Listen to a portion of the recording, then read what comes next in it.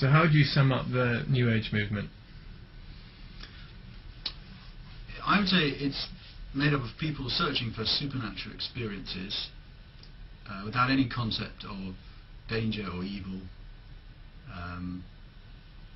drawing from any culture or religion, from anywhere, through any time in history. That's good. And what particularly drew you into the New Age movement?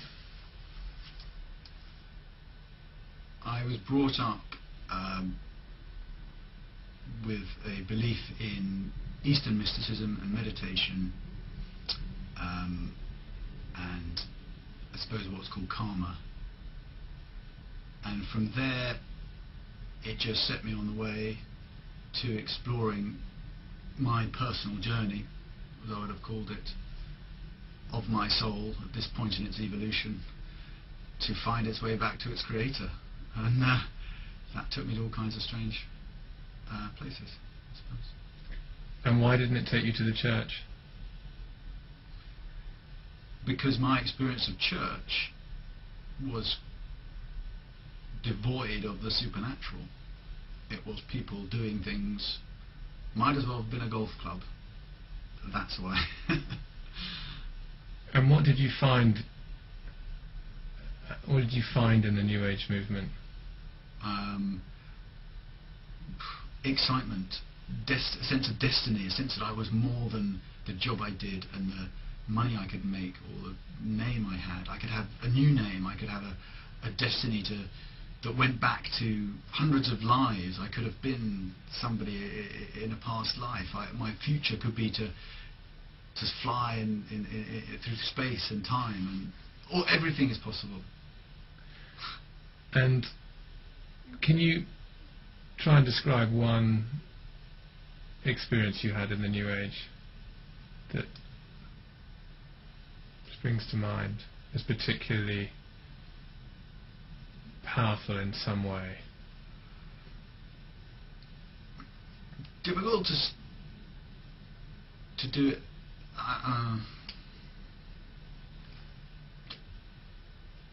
A little part of my journey, was into something called breatharianism. And this started with an initiation ceremony in a place in the West Country. The principle of this being that you could live, a human being could live on the energy from the earth and the air around you. That actually we didn't need food, and it was food that bound us to our lower nature, our bodies and everything that is sort of fleshy. So if we did that, we live without that. And this person who introduced us to it claimed to do that. And there is a precedent for it in the Indian tradition of these holy men, these fakirs or whatever we call them, who would sit and meditate for 40 days, for years even some, supposedly, and never eat anything. And they didn't die. And I believe it is possible. I believe it's a level of spiritual kind of possession is a bad word, but yeah, possible. Anyway, so I did this, and that was my plan, and was eating less and less, losing weight, and heard myself telling my brother once that by this time next year I won't need to eat. And that was odd, as we sat on, I don't know where we were, in Shepherd's Bush in his car, in his Golf. And I heard myself say that, and I thought, that's very strange. How have I got here? And I think that was the beginning of a lot of questioning for me in it. But that's how it'll get a hold of you. And in this journey for immortality or purity,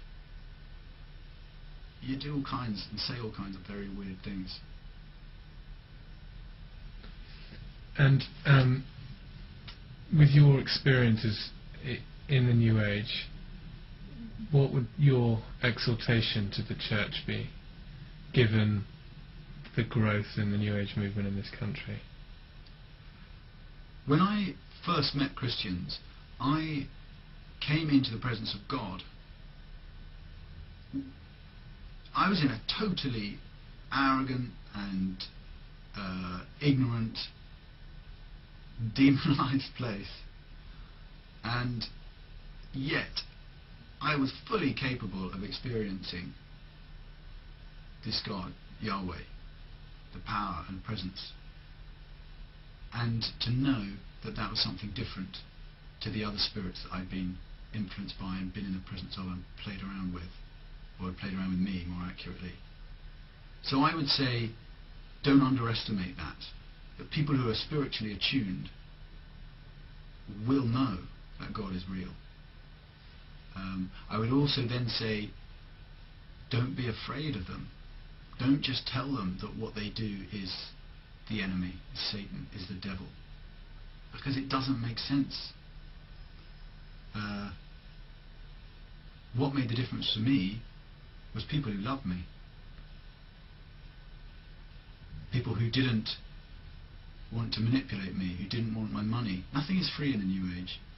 It's all love and light on the surface. Nothing is free. And there's something about the gentleness and the innocence of a Christian which will be patronized by a New Ager. But don't believe it's not incredibly impacting to somebody, because it's different. I think the main thing is not to be afraid.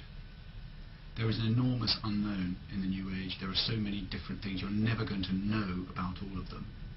But what is powerful and life-changing, and to somebody who's spiritually attuned, as somebody in the New Age probably is to be in the presence of God, to see the power of God, to experience His Spirit.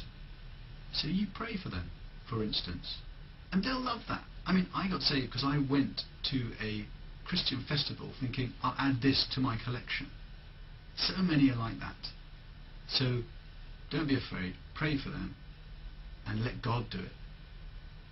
And just trust that your love and your genuine humility, they will see, and they will have a different taste to the preaching of love and light that goes on in the New Age. But it's not real, it's different. Great, thank you.